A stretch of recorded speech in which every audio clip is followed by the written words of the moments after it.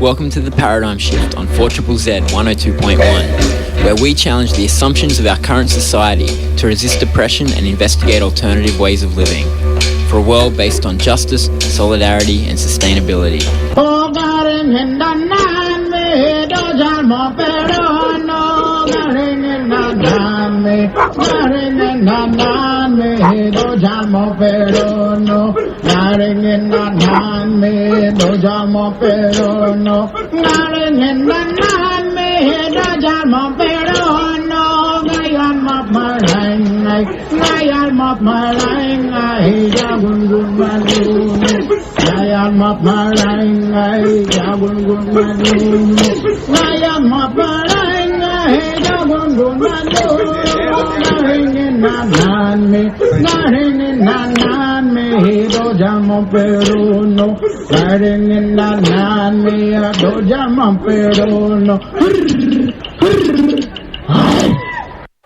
Welcome to The Paradigm Shift on 4ZZZ 102.1 FM, your local community radio station. My name's Andy and I'll be hanging out with you for the next hour, broadcasting on Jagera and Turrbal country as we do each week.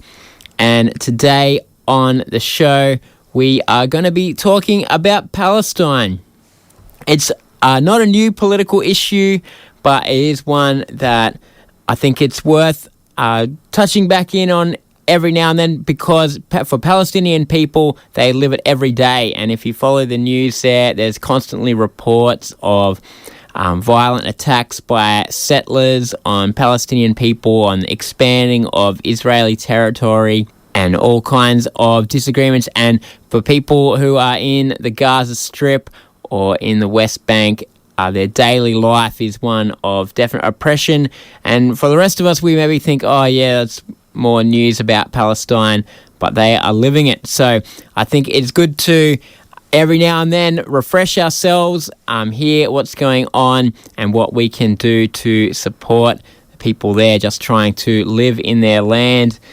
So today on the show, we'll have a chat with Lee Rhiannon, who has just been over in Palestine. We'll be speaking to Sameer Ellagta, who I interviewed this morning, who will be this Sunday leading the Palestinian dakbe dance troupe in a celebratory dance at the conclusion of the big ride for Palestine that's been going on over the last month to raise awareness and raise money for human rights initiatives on the ground in Palestine. They've been out around town riding their treadlies.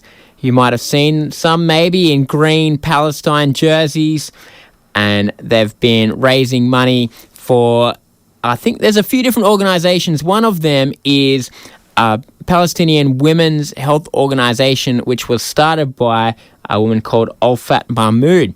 Now, there's celebrations this week at the end of Big Ride for Palestine, but there will be a bit of sadness as well because Olfat Mahmoud has just died just recently. That she's been a long-term partner of Union Aid Abroad, which is the fundraising group that organises Big Ride for Palestine. So I did interview Olfat back in 2018, and I thought, it'd be good to dig out that interview again as a tribute to a woman who born in a refugee camp and lived basically her entire life in refugee camps, but committed her life to serving the people around her and working to better the conditions of Palestinian people, not just herself. And on the phone right now, I have Lee Rhiannon. Hello, Lee. Hi, how are you, Andy? Very good, thanks. It's great to have you on air. You've been for a long time an advocate for the people of Palestine. Do you want to start off by, I guess, saying how you got involved in that struggle and what it's looked like, your solidarity from Australia? Look, I'm 72, and my mother worked for an international women's organisation, and what I can remember so clearly, it was really probably the first time I heard about what was happening in Palestine, and it just burned into my brain, is that my mum came back from being in Palestine, and she told me these stories that had obviously shocked her, and they certainly shocked me, of meeting elderly men and women who showed her the keys to their house but they couldn't live in their house anymore. They had been thrown out, often under terrible circumstances, lost their home, their land. And as a young teenager, probably in the mid-60s, middle-aged teenager, I came from a poor working-class family, but my life was wonderful here. And I knew about bad things happening in the world, famines, etc. But the thought that you could have your home taken off you and hundreds, thousands of people losing their home under such circumstances has never left me. And then one of the times, I've been to Palestine 3 times, I went to the Bethlehem refugee camp. And across the entrance, which is very large, very big archway, and there's a giant key, this big, like one of the rusty keys that the Palestinians who were evicted and slaughtered under such shocking circumstances, it's a replica of that. And they told me how they're often invited to festivals in Europe in support of Palestine, and they take this giant key with them. So it's become very symbolic of the shocking crimes of the Zionists in taking over Palestinian land.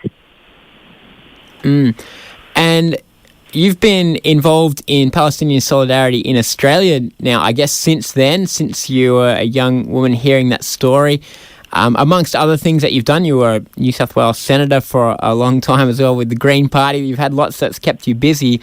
But I guess, what are some of the things that you have been a part of from Australian solidarity with Palestine, and what do you think is the importance of that? Oh, look, it's so important. While I was just in Palestine, I was part of the Dare to Struggle film unit, and we were making, we thought we were making one film. We've decided to make a number of films that will be freely available to the Palestine support movement here and around the world to help raise the awareness of the shocking crimes that are being committed against Palestinians. And look, what I've learned, I've been involved in a lot of international solidarity, and it came home, was reinforced so strongly on this trip from the academics that we interviewed, unionists, trade unionist academics, members of non-government organisations, and people I would sit on the bus with. Once they knew why we were there, they'd say, please take our story to the world. International solidarity is so important. Palestinians barely have a voice, and they want that support. They want their voice heard, but they know they need support. So I think where we can, getting that support, particularly the actions on the street, are so important, but moving the motions in Parliament, doing the speeches, it's all part of that, raising awareness and highlighting that Palestinians have a right to determine their own future, and they should have the right of return. So you just said that you have just got back from Palestine. So I guess what all of us would love to know is, what are the latest updates, and are there things that have recently been changing, hopefully for the better, or have they been changing for the worse? Well, to take the last part of your question first, changing for the worse, what's so alarming, this was my 3rd visit to Palestine, and every time you visit, there are more and more settlements. There's 700 to 800,000 illegal settlements on Palestinian land, and they really are effectively like troops, because what do troops do when they invade a country? You take over the land, and that is what these settlers are doing. They often are then pulling up the olive trees in the orchards of the Palestinians, demolishing their houses. Like, you know, we interviewed people where one man, his house has been demolished twice. I've heard of other people demolished many times, and there's volunteers that then help them rebuild the house as a statement of the rights of the Palestinians. So, you know, like the crimes are extensive, and that's what's so worrying. The positive side is that the resilience of the Palestinians I do find extraordinary. Very welcoming people, incredibly gracious and helpful, very committed to their struggle, and their life goes on. So at the moment, you know, if you Google it, you'll be finding large numbers of people, the Palestinians, are being killed by Israel. Many children, many young Palestinian children are being killed. They particularly target the young Palestinian men, often invading the homes in the early hours of the morning when people are in a deep sleep and hauling them out. And And so those people then end up in under a military court system, and then usually are jailed. So those sort of crimes continue at a frightening rate, causing terrible damage to people. But the resistance movement is growing. The Palestinians are working to unite the different tendencies that there are, and I think our main job in Australia is to raise awareness about the issue. And again, if any of your listeners are interested, where our films will be out early in the new year, and the purpose is to have events, show them, raise awareness, and work to get more people involved in international solidarity here for the Palestinian people. One of the things that has been in the news this year has been mass protests in Israel by Israeli people against the Netanyahu government's changes to the judicial system, basically to remove independence of juries and police. And it was very encouraging, really, to see humongous protests there, and that did gain some wins. I wonder if that's had any effect on, the settlements, on relationships between Israel and Palestine, and what do Palestinian people think of all this? With regard to the settlements, I don't think it's having any impact. They're just still literally moving across the landscapes with these huge constructions going on. In terms of most of the Palestinians we talked about, you had to ask the question, it is not an issue for the Palestinians.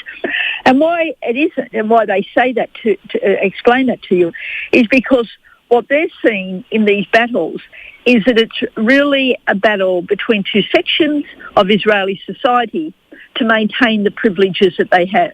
Because the judicial system is fundamentally unfair to Palestinians. It's one of the most standout examples of the apartheid system that now operates in Israel. And so that's why, and what I mean by that is that with a Palestinian is charged for, these young Palestinian boys who throw rocks at tanks, they're regularly charged. They go before a military court. If you're an Israeli, you're in a civil court.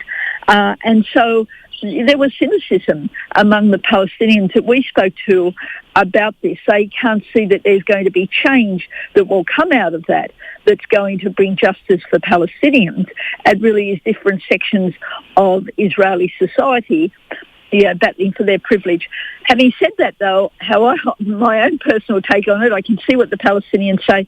Anything that might destabilise the Netanyahu government, I see as a good thing, but we don't want one bad problem being replaced by another. Now, there has been some sad news come out of Palestine very recently with the death of Olfat Mahmoud, who I understand that you knew and had worked with and was very linked to Australian solidarity. What's the significance of Olfat and what she did in working with other Palestinian women in refugee camps? Olfat Mahmoud died, and I do send condolences to her family and to all her colleagues. It was incredibly sad. She was a trained nurse, a very experienced health practitioner, and then very innovative in how she worked within the Palestinian struggle in building up services for women and children, particularly in refugee camps. Her own story, there's a book about her that she wrote about her life and her village, because she was born in this huge refugee camp in Beirut in Lebanon, and it's regarded as the hardest of the refugee camps, because the conditions that people live under in those camps to this day remain appalling. Because remember, one of the tactics coming out of the US, coming out of Israel, is to abolish these refugee camps. So they can say, oh, there's no problem here, don't have Palestinian refugees, everything's fine for Israel. Just a total, very ugly way to engage with this situation. So her life was just phenomenal. She was born in this refugee camp. She raised her children there. She was able to move out from time to time. She also spoke at the United Nations. She helped set up Union Aid Abroad, also known as a feeder, one of the best of the aid organisations in Australia that works in a very fine way, and particularly does work in the West Bank and with Gaza in helping those communities. And Olfat was at the front line of organising those projects. So the loss of her is very sad, and it is very huge for the Palestinian movement, particularly for refugees, and particularly for those refugees in the camps in Beirut. Okay, well, Lee, you're back in Australia. I guess looking forward for Palestine and having spoken to people there, what are people's hopes for the future? What are people working towards right now? And what will you be working towards? Look, I think our main job in Australia is to raise awareness about the issue, and I feel that the situation is changing because I've been conscious of this issue for so long. For a long time, nobody talked about Palestine, and they thought poor Israel, because Israel's been very good at playing the victim, poor Israel. But I see that there's a huge change in attitude. Most people realise this isn't a battle between two sides. It's an issue of a colonial settler regime that has taken over the Palestinian land. So I think raising the awareness is incredibly important, and then getting people active. Like, it's fantastic about the big bike ride for Palestine. That's a way to raise awareness. It's a way to raise money for their projects. So that's very important. And then a big aspect of the Palestinian struggle, which they identified really was very critical for what they're trying to achieve, is what's now called the BDS movement: boycotts, divestments and sanctions. And we know how powerful that is from the big struggle to end apartheid in South Africa. Nelson Mandela, the leader of the African National Congress, came to Australia just 8 months after he was got out of jail. And he paid huge tribute to the unions here and the Australian anti-apartheid movement for helping lift the global movement. And that was really through the awareness, very strong direct actions. Many people were arrested in those battles, but particularly having the boycotts, the divestment and the sanctions, because that's a way to, bring a sort of economic, financial punch into what you try to achieve.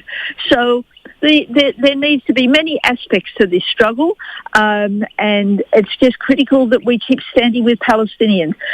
What's been done to them on an increasing levels of violence in recent years is just horrendous. And we always need to remember Gaza at this time, because Israel has shut down Gaza. Literally, I've only been able to get into Gaza once. Hardly anybody gets into Gaza these days. It is the world's biggest prison. And no journalists are there. We don't hear about it. But the Gazan people, the Palestinians there, are fighting as well. And we need to stand with them, the people on the West Bank, the Palestinians in Israel. It's very important. All right, thanks very much for chatting with us today, Lee.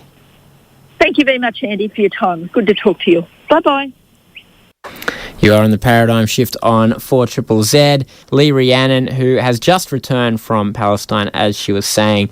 So good to get an update from her.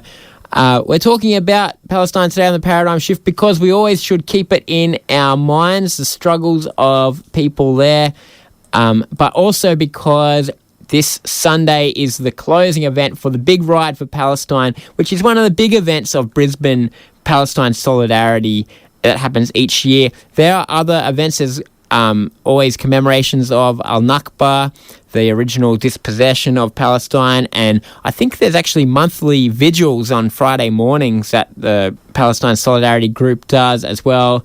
But the Big Ride is a chance for people to get together, and so this Sunday there will be a celebration for the end of the Big Ride, and you'll hear from a few speakers as well. And not only that, you will have a chance to see and take part in some Palestinian dakbe dancing, a traditional dance of Palestinian people that's been kept alive around the world as a way of keeping hope going. And I spoke to Sameer Ellagta this morning about dakbe dancing and its cultural importance. Let's have a listen. My name is Sameer, Palestinian Australian. I've been living in Australia for the last 15 years, and I call Australia home. And before 15 years ago, when you came to Australia, you were living in Palestine. Can you tell us a bit about the story of how you ended up leaving there and coming to Australia? Now, Andy, my story is a little bit different. I lived, when I born as a refugee, a Palestinian refugee. So technically, I born out of Palestine. My parents, after the war, after 1948, my parents left our village, or actually fled our village to another city in Palestine.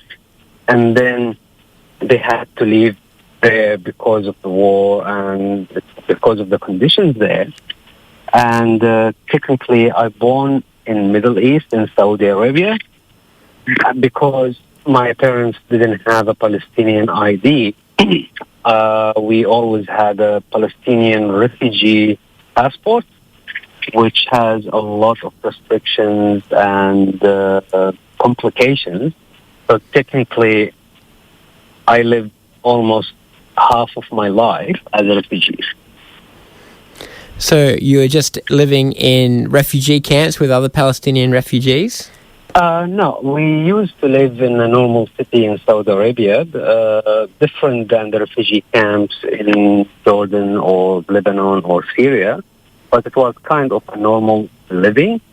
But as an ID or the way we've been treated over there, we always been treated as refugees, where we don't have a passport, or we don't have an ID that can recognize us as Palestinians. So, growing up though, did your parents very strongly impress on you that you're Palestinian people and that you have a homeland? Oh, definitely. My dad insists every year during school's holiday to take us back to Palestine for almost, I remember, 2 months every year. We spend school's holiday in Palestine, and his main goal was for us to know our country, to know our land, and to be attached to our land and our family there. So it was a no-negotiable thing for him. We have to go to Palestine, you have to see your land, and you have to understand what's going on there. And this is how we grew up. We grew up as refugees out of Palestine, but we were deeply attached to our homeland and our family over in Palestine. And so one of the things that you've carried on doing as an adult is Palestinian dakbe dancing. Can you tell us, how did you learn that dance, and what was the importance of that in being a part of the Palestinian diaspora? Now, when I arrived in Australia 15 years ago, I noticed the Australians, the normal Australian people or our community, they don't know much about Palestine. And when you introduce yourself to new people, and when you say Palestine, or I'm Palestinian or from Palestine, they question where is it, or where is Palestine, or they connect Palestine with Israel. And that was a really concern to me, because we really need people to know who we are and where are we from and our identity and our history. So after I lived here in a few years, like maybe 2 or 3 years, I noticed the Australian community or Australian people, they love music and food. And this is where the idea came from.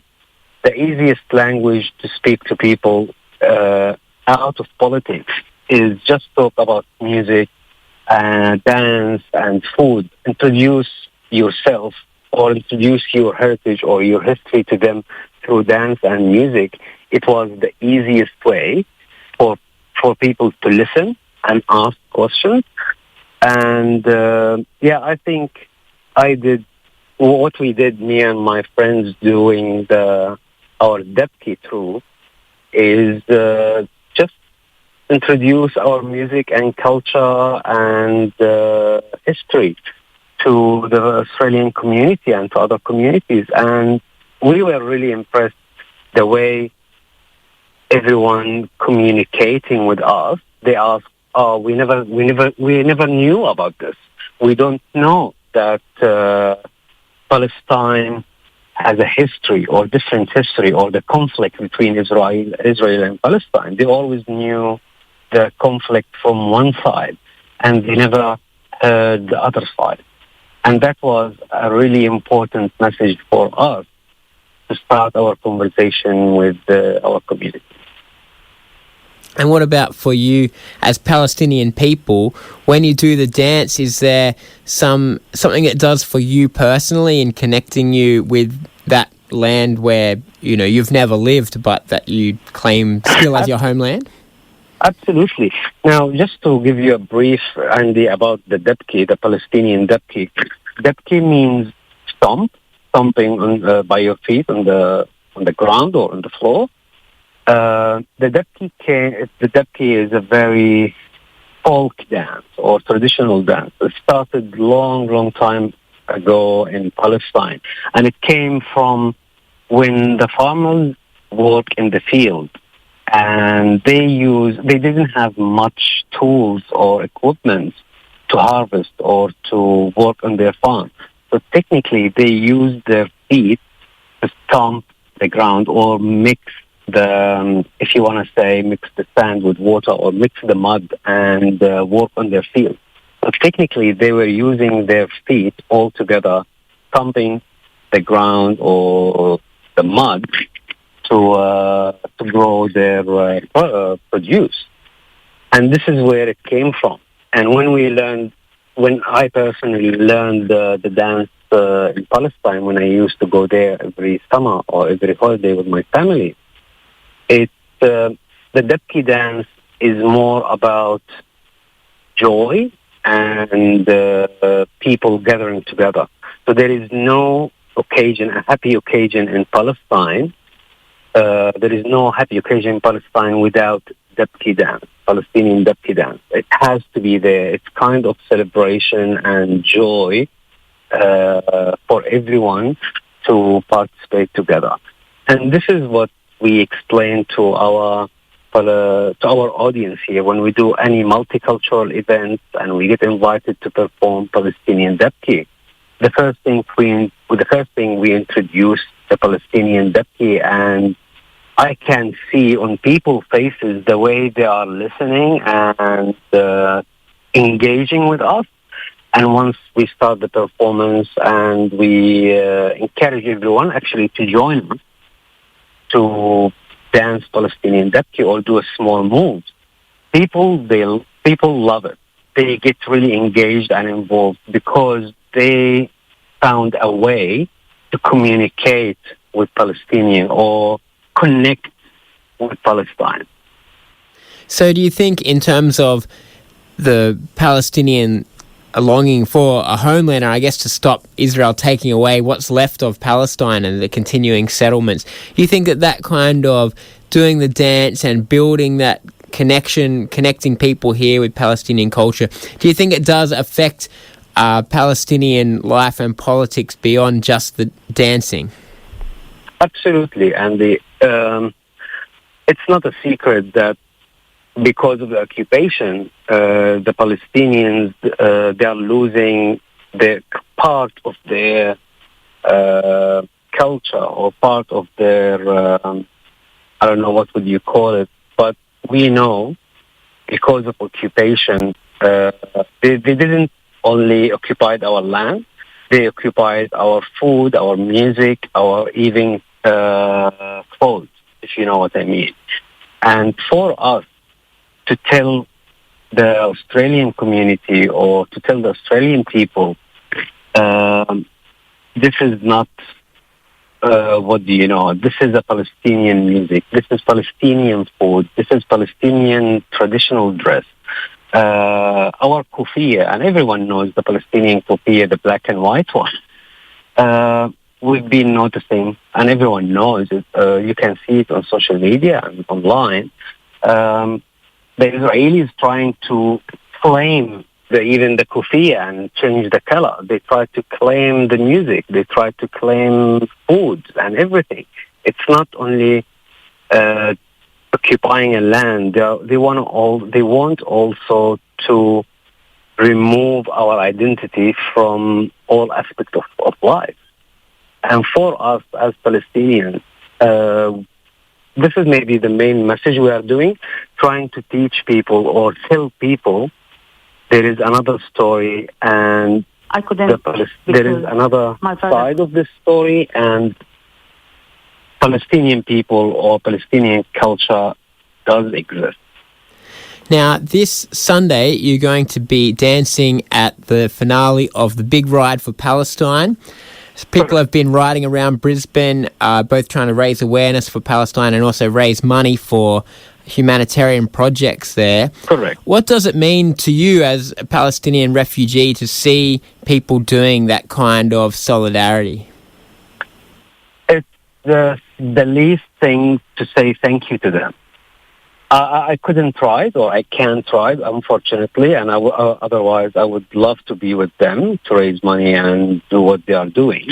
But for us to be there as Palestinian member and also as Palestinian community to be there, it's just to say thank you to them and also to celebrate their achievement at the end. They've been cycling or riding for the last 3-4 weeks or maybe more, and this is the smallest thing we can do to them, to say thank you and celebrate their achievements and celebrate the fundraisers they have completed to help other humanitarian issues.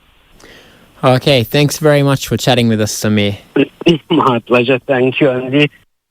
Sameer Ellagta about the significance of Palestinian dakbe dancing. They will be doing it at the event this Sunday, the finale of the Big Ride for Palestine.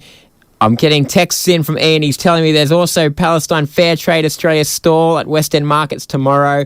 There's the Justice for Palestine Facebook group if you want to get involved. It's all happening.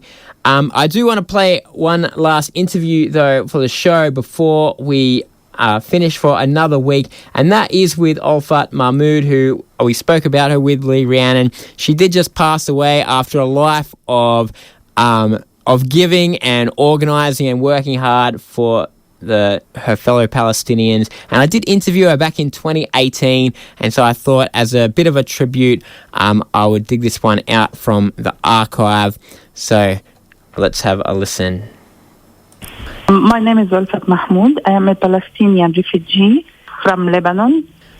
And you've just written a book, a memoir called Tears for Tashiha.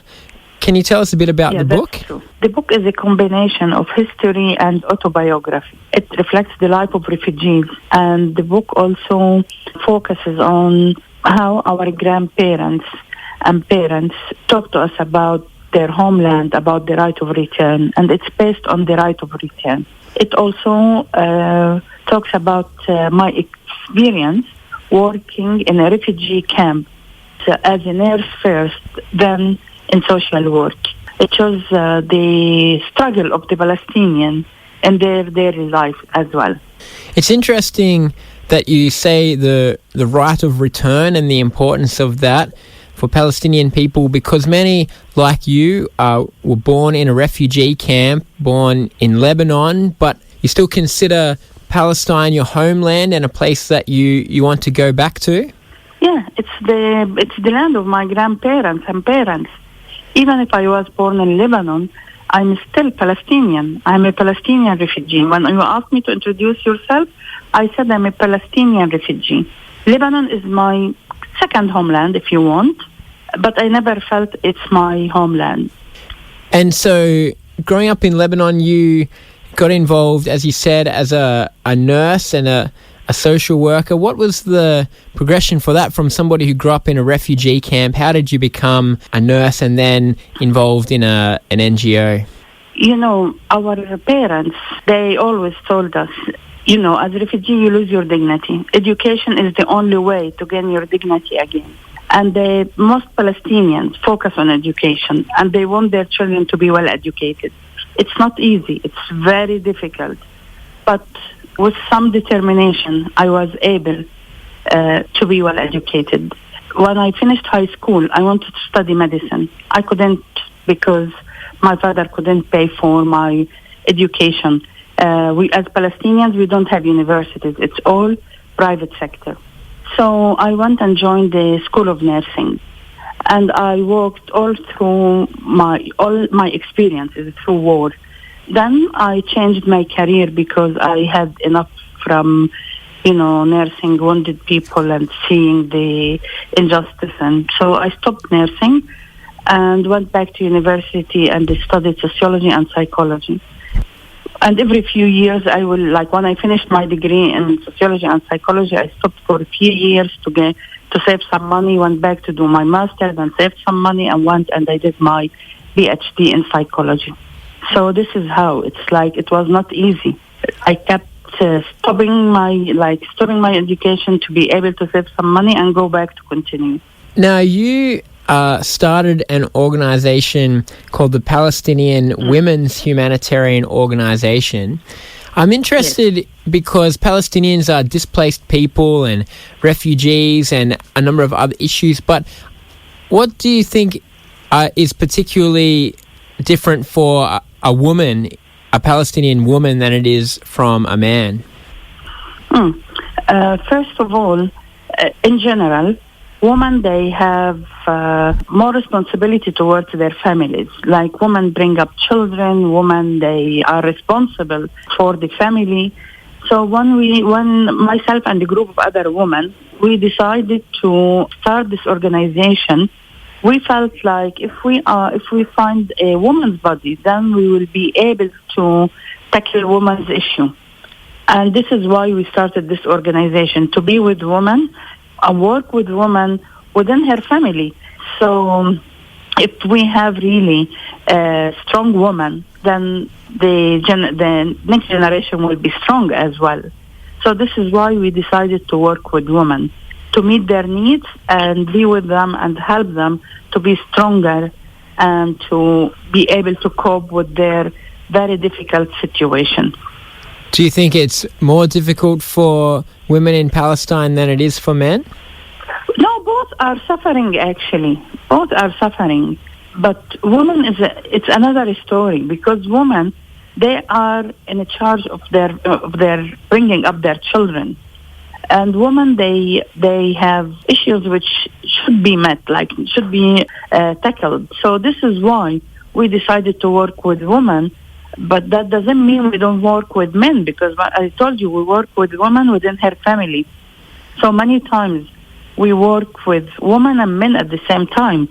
If there is a problem, we need to meet both of them, the husband and the wife.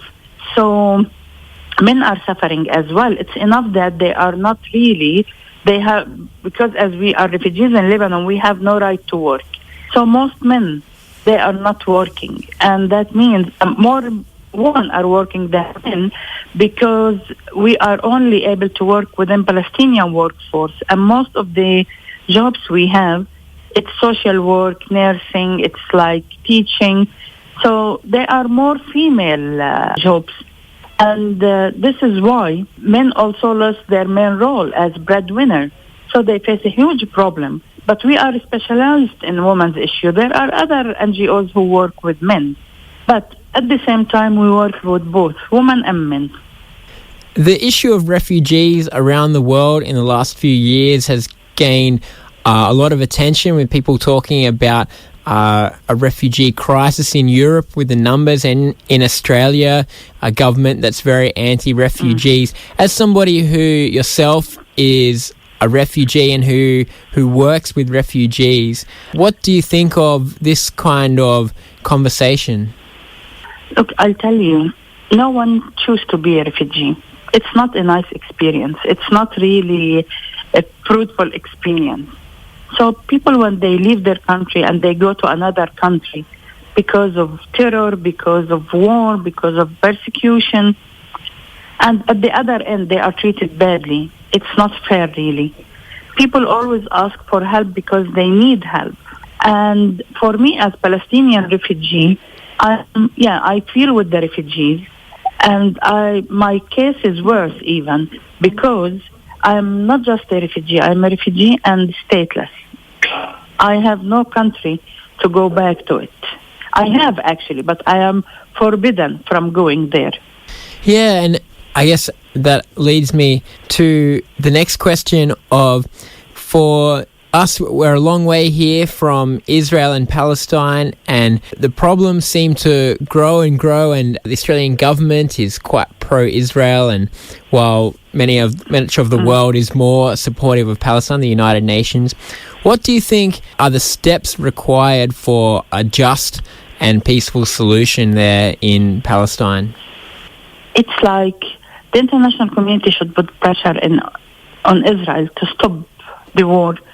Also, to allow Palestinians to return back, because we as Palestinians, we have a resolution, UN Resolution 194, which stated that the Palestinians have the right to return. So we want this UN resolution to be implemented, and the international community should take responsibility. I'll tell you, in 1947. When Palestine was divided into two states, the international community made this decision. So they should take the responsibility. And you said at the beginning, like Australia is very far from Palestine and Israel and Lebanon.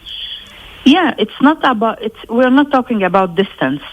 We are talking about decisions. And I need to remind you, in 1947, Australia had the casting vote to divide Palestine into two states. So they have responsibility as well towards the Palestinians. And for Australian people, what can we do to support Palestinians' right to return and justice for Palestinian people? There are many organizations here who work for that, so at least to join them. Also to write to their MPs and to politicians, asking them to raise the issue of Palestinian refugees and work to find a fair solution to the Palestinian. When I say fair solution, we have been suffering for 70 years. It's enough. So fair solution means we have the right of return, and we have tried the two states in 1947 and after the Oslo Accord 1993, and it didn't work.